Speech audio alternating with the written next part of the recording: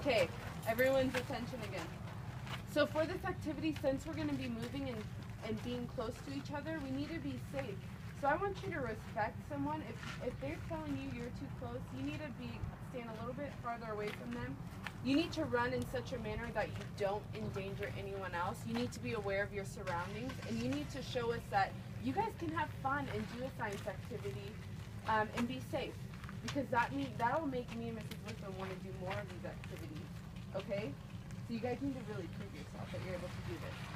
Now, in your groups, you guys are molecules, okay? Now, molecules in the ocean can be hot or they can be cold.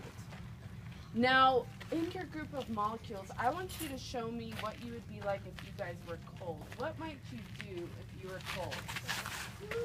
Do you huddle together when you're cold, maybe, in your group? Okay, huddle together in your group.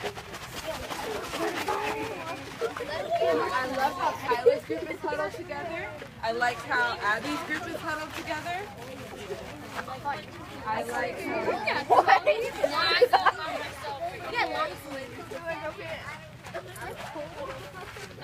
Okay, attention up here. In your group, attention up here. That's the same with molecules in water. When molecules in the water are cold, they draw closer together. It's kind of like when you guys are huddling together, they huddle together and it becomes dense. Does anyone know what dense means? Like thick. Devin. It's when like pressure gets higher. Kind of. Keeler. It would be kind of like tight and kind of like maybe damp a little bit. Tight. I like the word tight. The molecules are tightly together. Tyler. Squish. Squish. Okay. Those are great descriptions. Now, you guys demonstrated what it's like to be hot molecules. I mean cold molecules. Now I want you to, in your group, to represent, when I say go, what it is like to be hot molecules. What do you think they would be doing? Go.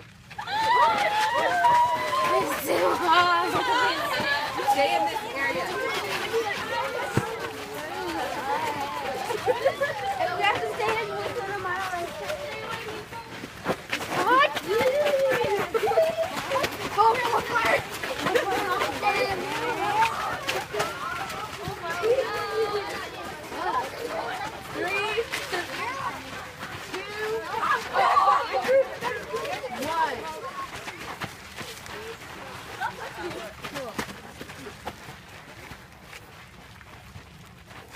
That was great, you guys. I didn't even have to tell you that you needed to move. When molecules are hot, they spread apart from each other and they move.